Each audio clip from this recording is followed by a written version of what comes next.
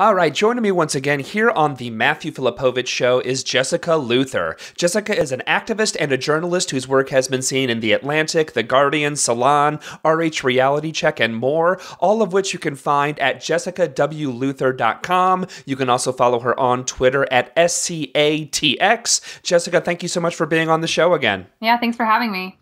All right, so Jessica, last week, the New York Times had a report on the horrific handling of the Jameis Winston rape case. Mm-hmm. Now, I remember we actually had you on the show in October, I think it was, and even then, I remember you discussing how horribly the case was handled. So you actually, you scooped the New York Times by several months here. But so I guess my first question for you is, what is your reaction to the New York Times report, and what are the new revelations that came from it? Yeah, sure. I was even scooped by the woman who's accusing Winston. Her lawyer has been shouting from the rooftops about how terrible the Tallahassee Police Department did in their investigation for a long time. So the New York Times, I'm confusing myself. The New York Times published a really great piece last week, which I was really happy to see because it was one of those moments where I felt like finally I have a link that I can send people and it's super credible. But you're right. I've been talking about this stuff for a while. So basically everything that they wrote, most of the stuff about the Tallahassee Police Department was not news to me. A lot of that was both obvious from the report that the prosecutor, Willie Meggs, that he released in November when he didn't press charges, or December, whenever that was. And so that sort of how badly they did in investigating was pretty clear from the report itself. I was surprised. I didn't understand that. I guess I just never had thought through that the investigator himself was, a special victims investigator. So the idea that this is how poorly he handled this case. He also had a connection to the Seminole Boosters Club, which is the big moneymaker for the football team and probably other athletics. He had worked for them at some point, I believe. So his personal connections are a little shady as far as his relationship with FSU. That was new to me. But the part that I didn't know anything about was FSU's whether or not they were at fault for not investigating. And the New York Times found that they hadn't followed the what's laid out by Title IX, which says that everyone deserves equal access to education. And the idea is that if there's known sexual predators on campuses, women, of course, will not feel as safe and they will not have the same access that men do. And so all schools are supposed to follow up when they learn of an investigation, no matter sort of when it happened, if it's because the idea that the person could still be on campus and hurting other people. And FSU apparently waited a really long time to do anything. And the New York Times even implies that their investigation pushed the FSU to actually act. But of course, this is a year and plus since the supposed incident happened. So that part was new for me. Yeah, and it's pretty, damning. I remember like the actual sort of report started happening. Literally, it was like, wasn't it like the day after they won the football championship too? It was like, oh, now we're gonna do this. But I mean, and the thing is, he's still playing. He's playing baseball too, I think now. He's it's not a star on the baseball team. Yeah, exactly. And so what exactly? What did Florida State not do specifically? Like, so they just dragged their feet for months and, a year on end to actually do this. What specifically did they fail to do that they by law were supposed to do under Title VIII? My understanding from the New York Times report was that someone at FSU, and I can't remember if it was the athletics department, it must have been, because I feel like they knew very early on, so that it happened in December 2012. She, called the police immediately the night, was able to identify him by name the next month when she went to school and saw him in a class. And at that point, it appears that the athletics department knew that he was under investigation. And so Title IX is hard. There are a lot of, it was, it passed in 1972, but it didn't have any teeth until 1990 when something called the Clery Act went into effect, and that gave more enforcement. And that's been modified a lot in the last 13, 14 years. They recently had last year was the sort of next big, it's called the SAVE Act. And that's to make enforcement better, except it's super complicated. And who is supposed to do what and when is really difficult to sort of follow through. So my understanding is that if a staff member in the athletics department learns that one of the students at Florida State is under investigation for a sexual assault, the school has to carry out their own investigation, whether or not the police take it up or the prosecutor or anything. The school always has to do their own investigation and then give the results of that to both the victim and to the accused. So they just didn't do it.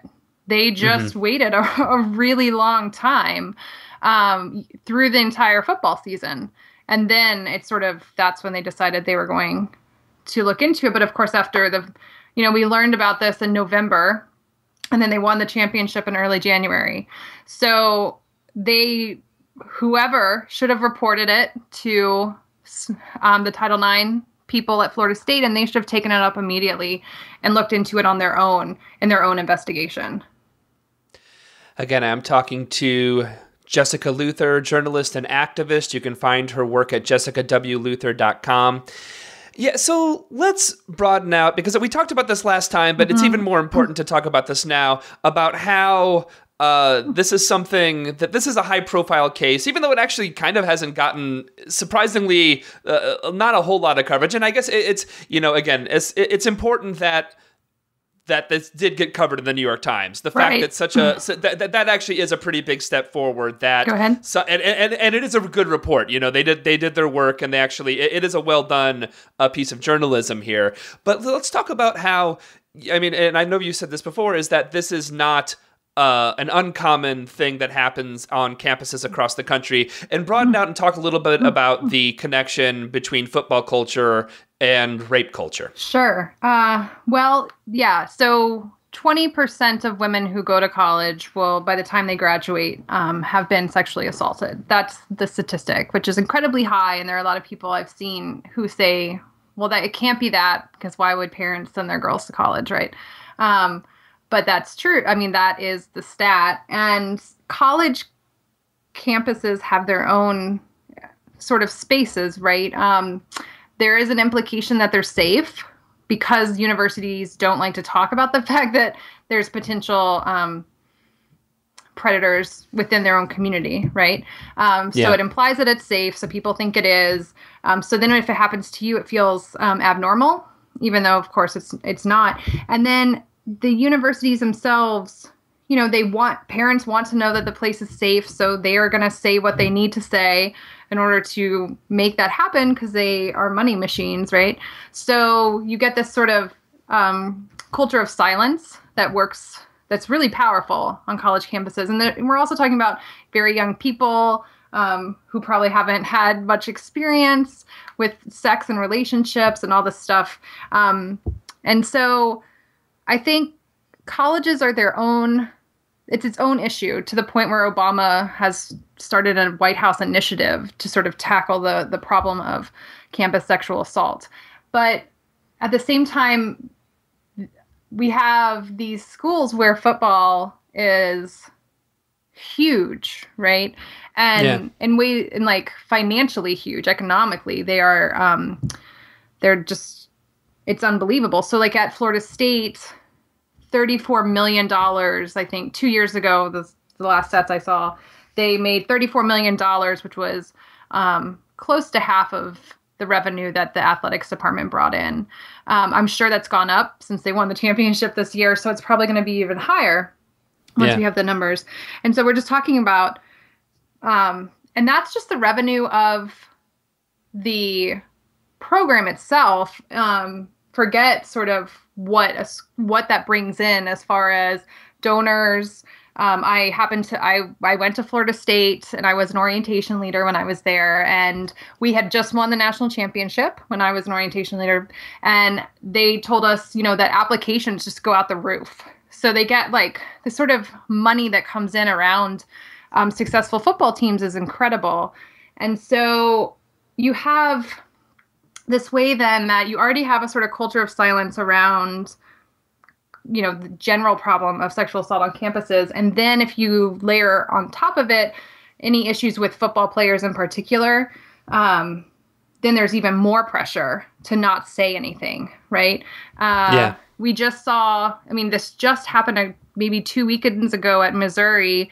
Their star wide receiver was looking for his girlfriend. He was angry at her. He couldn't find her. He went to her friend's apartment, and there were 2 women there, and he ended up pushing both of them. One of them fell down the stairs, and no charges were pressed. And it came out in the police report that the women wouldn't cooperate. And one of them said, like, she flat out said, he's a Missouri football player. Like, I will be trashed if I come forward and charge him. And so she really articulated sort of the fear of being the person who might derail a football player. He ended up being kicked off the team anyway, which, you know, good for Missouri.